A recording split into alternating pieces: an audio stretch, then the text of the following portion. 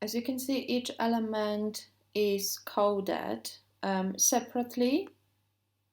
in the footer, and because it is a custom code, I won't be able to work on it. So it's best if the designer who inserted this code for you, either the guy that you mentioned in the email or the guy that worked on the footer, updated the link, not the links, updated those links that I mentioned that are not working, because without it, I won't be able to update them through the standard navigation. As you see, these are all custom coded, and I am not able to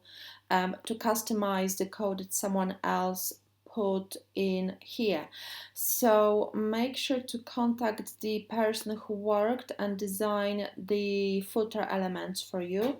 and they will be able to fix the links as well.